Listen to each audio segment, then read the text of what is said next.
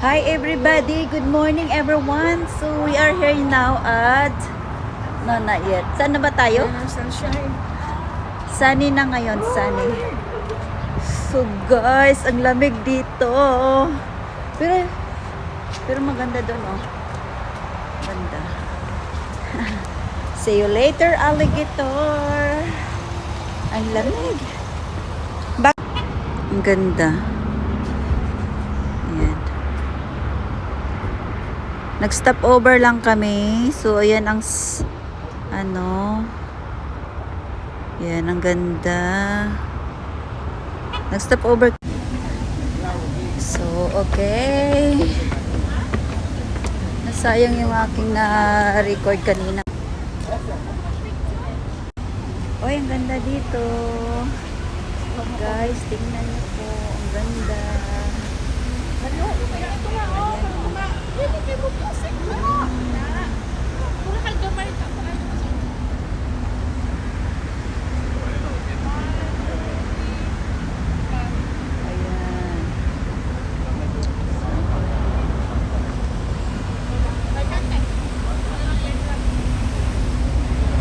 So, mag-video-video po ako dito.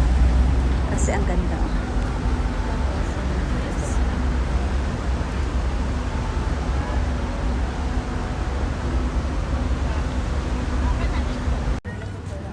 Oh, guys. Tapos na po kami nag-picture-picture doon.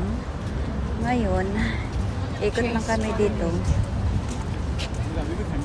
Ikot lang kami dito at maggala-gala po. Tingnan niyo po, ang ganda. Ang ganda.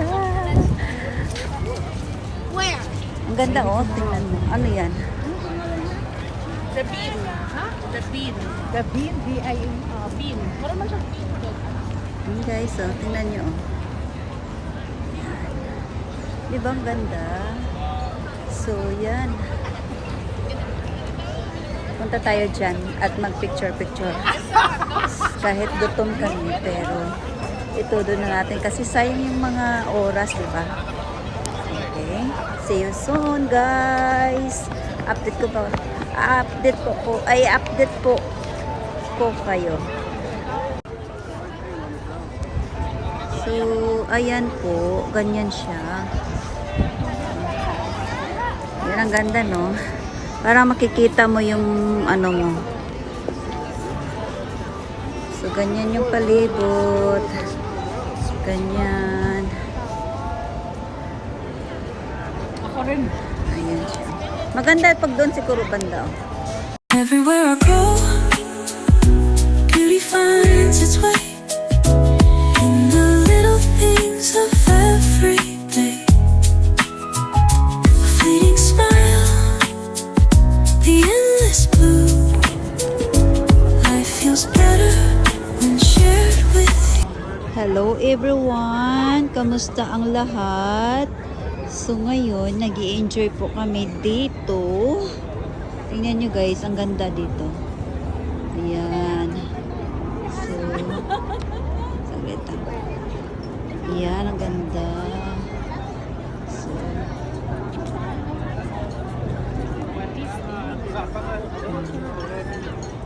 tingnan mo. Punta tayo dyan. Makikita nyo. Punta tayo dyan.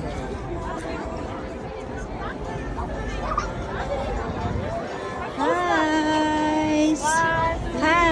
Ay, saglit lang. Ako rin. Isa pa.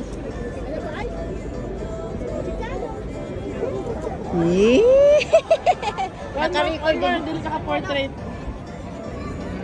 1, 2, 3. Sana kung linisan nila, no? Hi guys, kamusta kayo? Kasi madumi siya, oh. Sana linisan nila. So, ayan po. Diba? Ayan. Ganyan siya. You keep blaming yourself for what you couldn't change. Keep rehearsing the past, reliving the pain. But healing, let me hold you close, love, let me keep you safe. Through the storm, I'll be your quiet place. I'll carry your heart when you can't go on. Together we're strong, we'll face the dawn.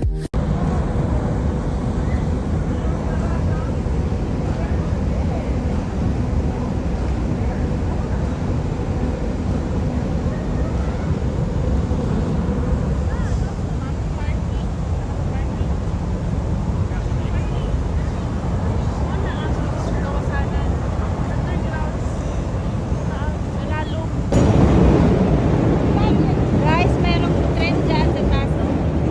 Maig. Ano yun dito? Elephants. So, pupunta kami dyan. Kay Trump Tower.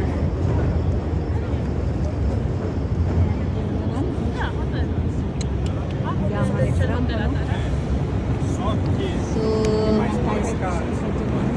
yan ang kanyang hotel. Steve McQueen's second to last film, Hunter. Then the ad was for the Allstate Insurance Company in the early 2000s. Drove a car halfway off the building, hung it off the side, and put an Allstate billboard underneath it, sort of showing the worst case scenario for a vehicle in Chicago for their insurance company. I'm going to take my jacket off.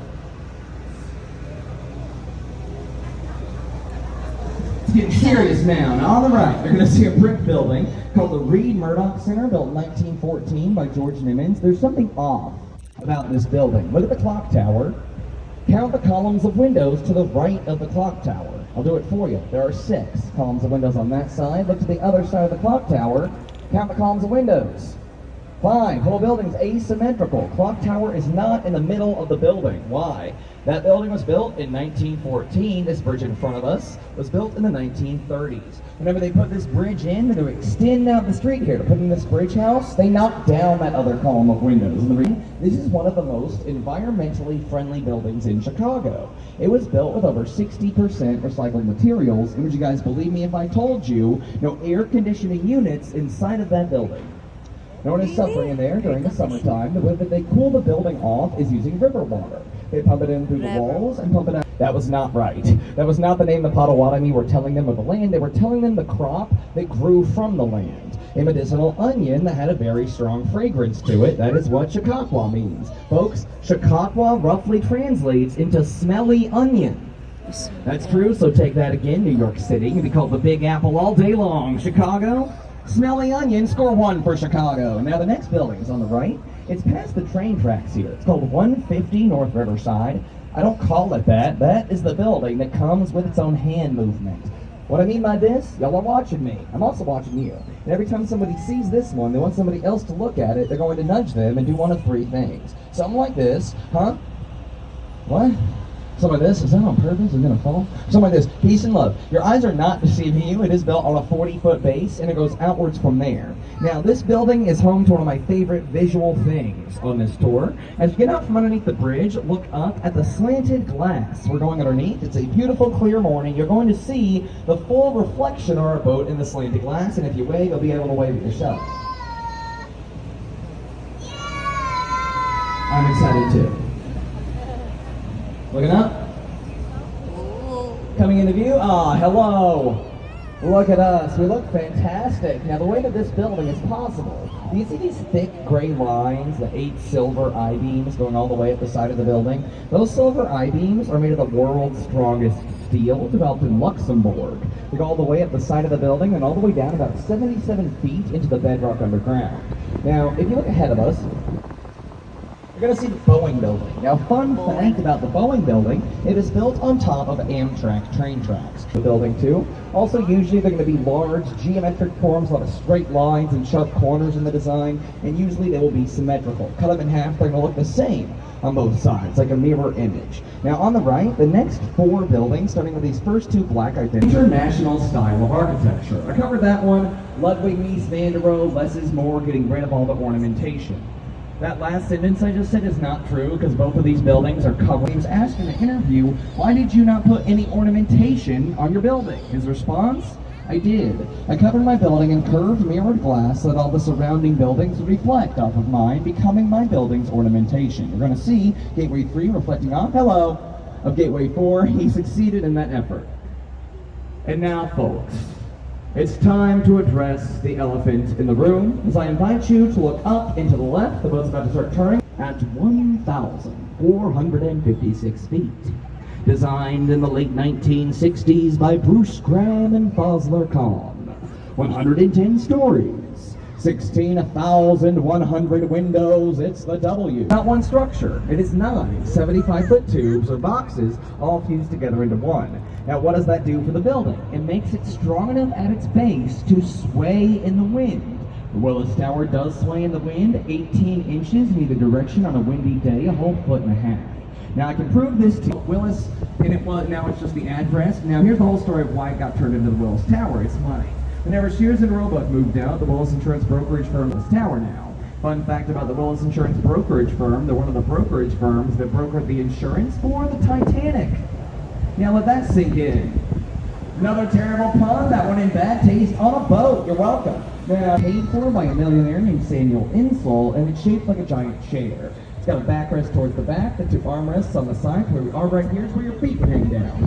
Now, you'll see the name carved into the side. If you want to read it with me, we can. It's the Civic Opera Building. Why is it a V instead of a U on the word building? Now, that's not an uncommon thing to see. A lot of old stone buildings built in the early 1900s, if they got lettering on them, a U, a W, and a V is going to look like a V. Now, that dates back to the ancient Semitic alphabet that inspired Latin, that inspired Roman, and inspired a whole bunch of other modern alphabets. In ancient Semitic, a U, a W, and a V was all represented by one symbol, like a sharp candy cane. By the time they developed into the Roman alphabet, all 3 letters were a V shape. So they say if you can speak or read a language derived from that alphabet, you can easily decipher all 3 letters into one symbol.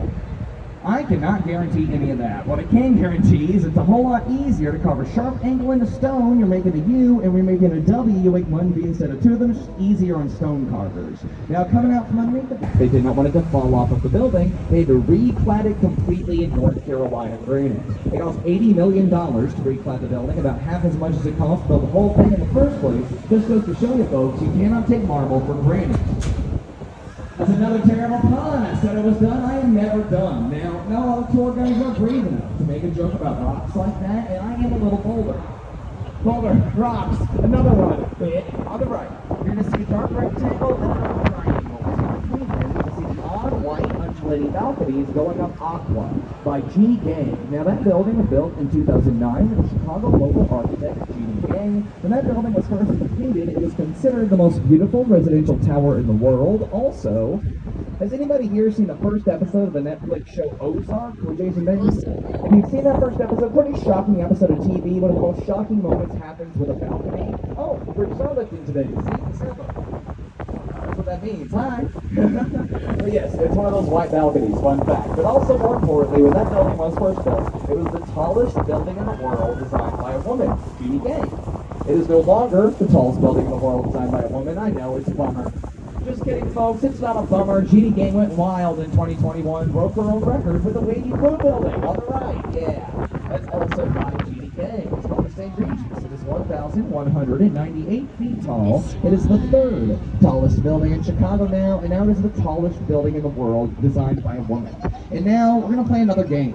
I'm going to give y'all a few details on this apartment, and then I want you guys to yell out a few guesses as to what the monthly rent is. Now, to do this game, I'm going to step to the middle of the boat, because I want to hear y'all in the back as well, and I can never hear y'all up there. So, please be aware there's a cord behind me if you're going to walk around the pilot house. Don't get clotheslined. So, it's a 4-bedroom, 4-bathroom apartment with 6,600 square feet, and it is the tallest residence in Chicago. It is the highest point to live in this city. Starting with y'all in the back, yell out a few guesses, project for me. As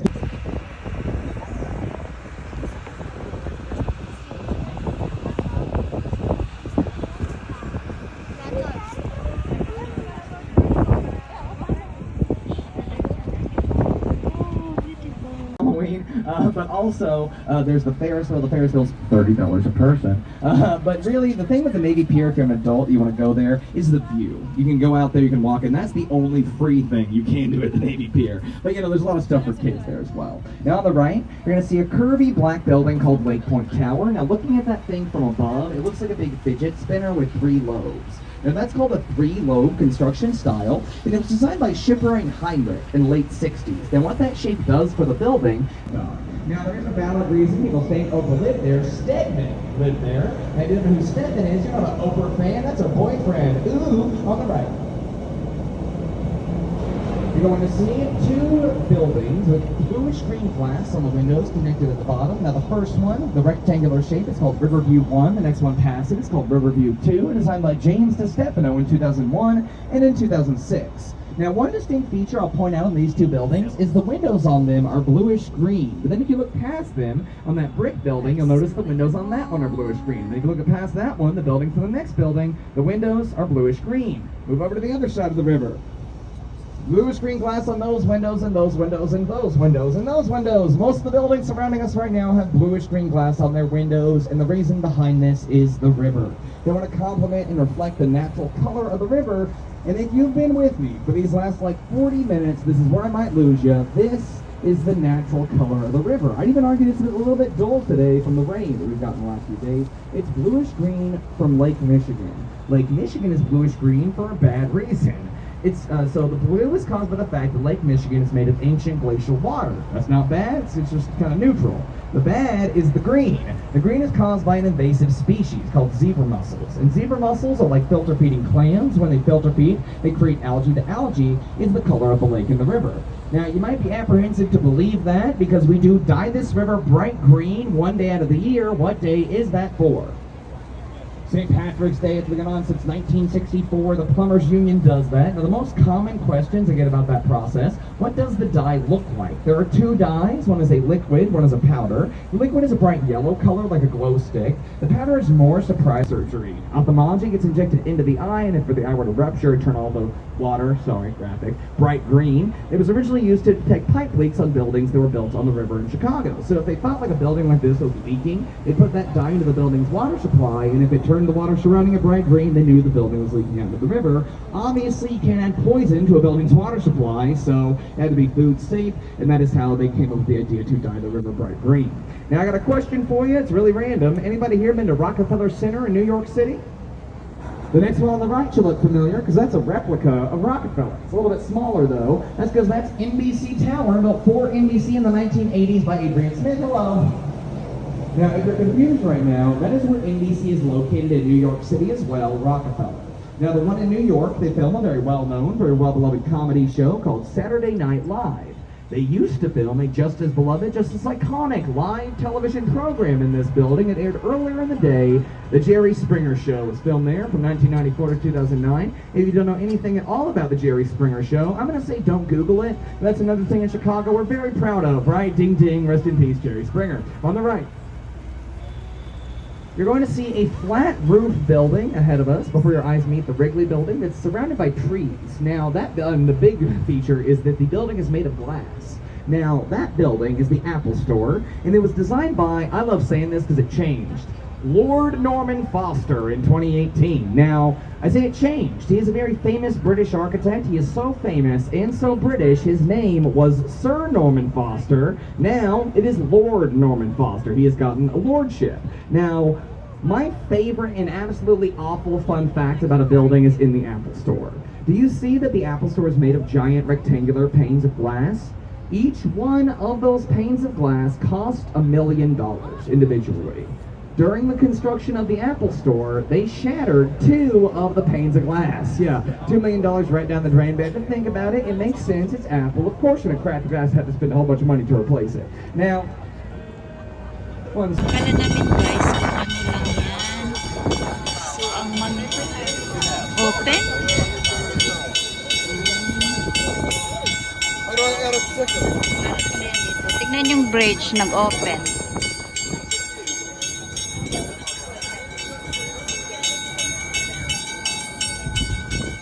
Pwede ba yan dito kasi titigin?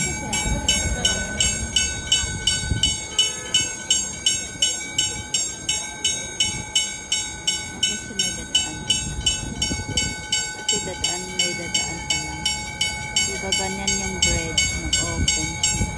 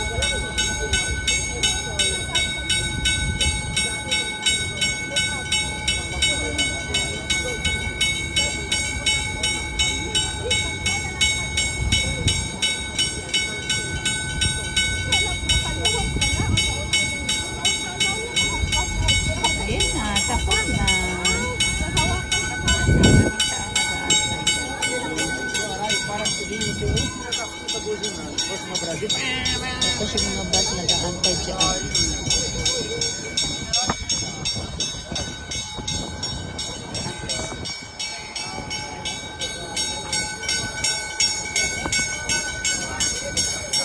Sana sila.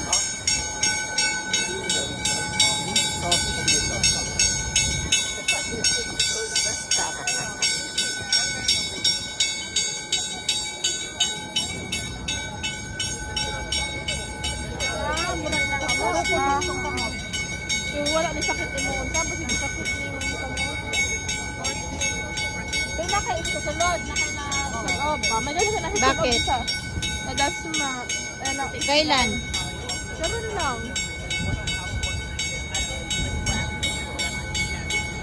Tapos na eh. yan na-close na Yeah. ako duha ka buo kung manasig ka to rin Ayun o, mura lang ata yung mga magnet yan dyan sa likod mo. ganun magkapila Yan. how much? Ha? Mura lang. $5 gap gunit ka sa copper manong kerte Marami ding tao dun.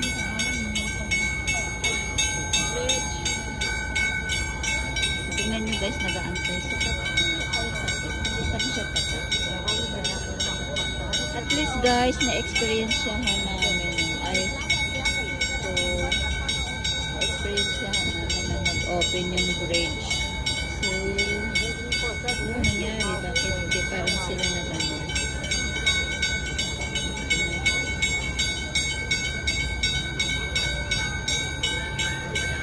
Ito merong security guard.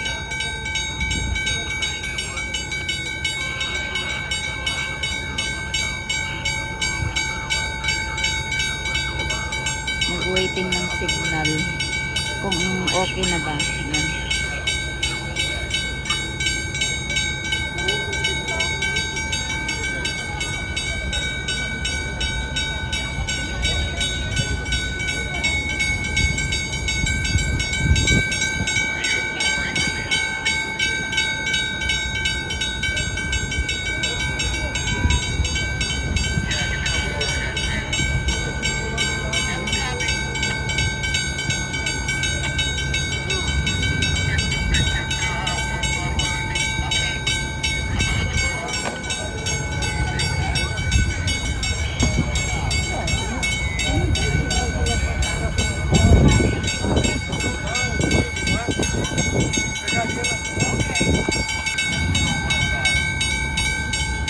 Guys, man narinig ba yun?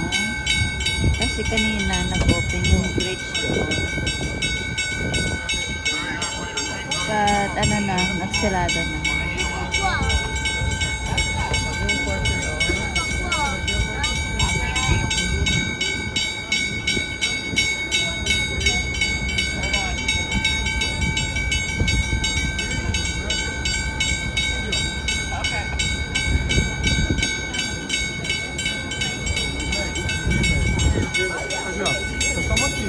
Pupunta tayo, pupunta. dito te mula ako sa Chicago walk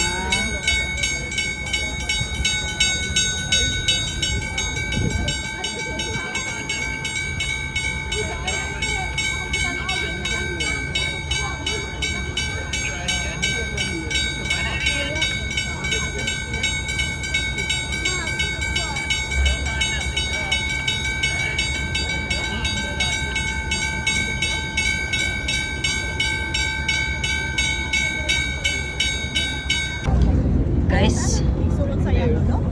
yung asawa niya. Anong bulag kayo sila sa No, hindi ah. Damo tao, oh.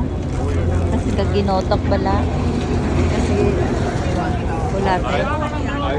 I told Ramsey to meet us at North. Ay, ay, ay. Ahorita los cambios. No, es un... Grabe gutom, guys.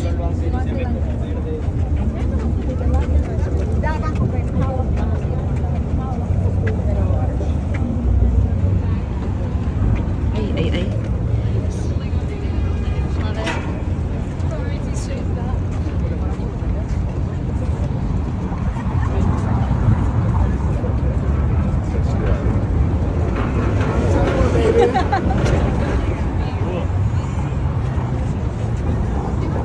Ito yung nag-open kanina dyan. Ayan. Ayan siya. Nag-open. Yan. Open siya. On va se poser, bah, chacun normal, d'aller après.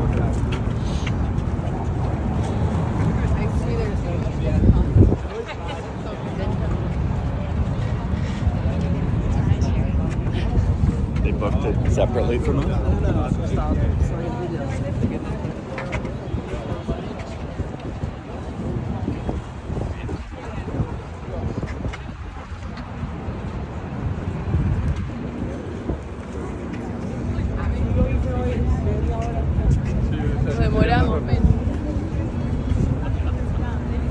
Guys, makikita nyo iba-ibang lahi ng mga tao dito, guys. Oh. Ayan. Ah, ganda. Tingnan nyo. May magaganda, may mga sobrang ganda. Por eso hay tanto. Ayan, ano ito? I think it's yeah. Sana si Queenie. Where is Queenie? Ha? Ay, it's there.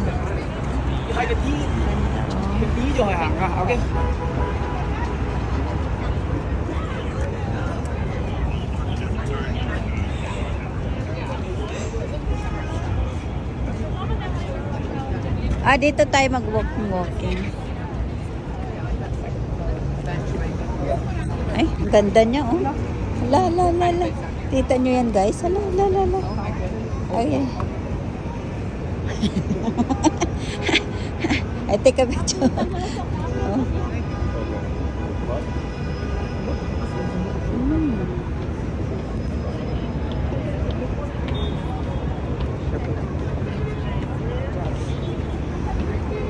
Sorry, man. It's okay.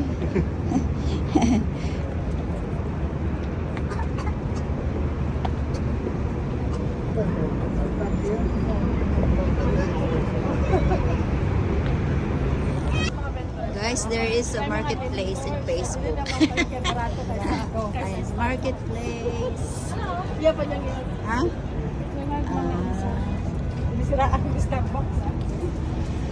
Oh, nice. Yeah. Nice. It's a very Pang ganda nito, oh, no? Ganda, no? I like it. Magkano kaya? Tingin ko nga ng ay, wala namang name. Maganda sa ng jacket. Ito. I like this one, Queen. Yan, oh. Ay, cute. Yeah. Gusto ko to. 14 siya. Ako gusto na. Paano ka na, oh? Wala siyang zipper. Wala. Pero usually, Ano baga? oo, no. Baga siya. Pero ito yung type ko. Guys, mamimili kami ng aming souvenir. Yan. Ayan, oh. The Windy City, Chicago. The Windy City. Nice. Ay, mahal na. $14. Okay, Chicago, Illinois. Cute ka niyo kay Isay. Aso, hindi ko magkasya kay Isay na mga sanay na. Ano lang naman siya, parang sa daily mo na, for example, yan, ganyan. Oh, tote bag. Yeah. Ano ganun, nice. Ganun ito. Ayan, maganda, black. Kaso bati man yung isa. Ay, oo nga. Black na. Let's sana din siya hugawon. Ito kaya. Bibili po tayo. Thanks. Ante, Can eat. kani ako gusto. O, din bili ka na. Ito, makapal. Yeah, ito makapal, oh. Ano ba ka? See the bin? Resume eating. Ganun, anay ka rin sa natin. Alin? Ito? Anay mo gunitan. Kani. Pero ganun pa sa Pilipinas. Oh, kani siya. Maganda. Nami. Maganda siya niyan. Ito malaki, oh. Ito malaki, oh.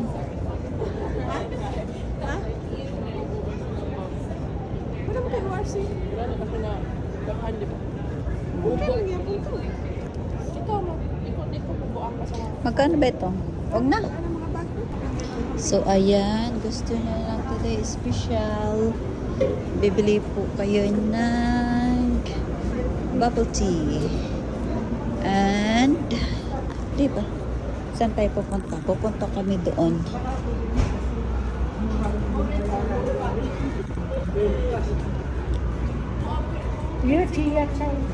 Masala chicken, oh. I think no, it's closed already. So, wow, ganda, oh. Ano to? Colores, Mexicanos. Mga colors ko. Ganda, oh. Colorful store. Yan.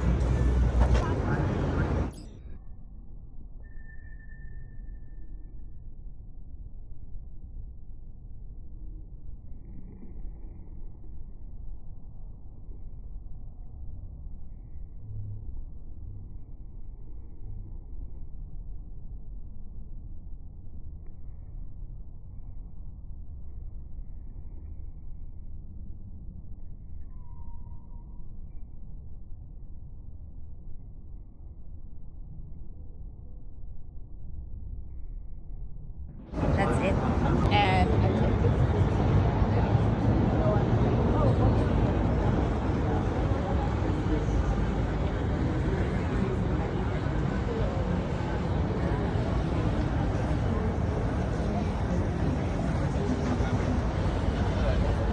I feel like we have.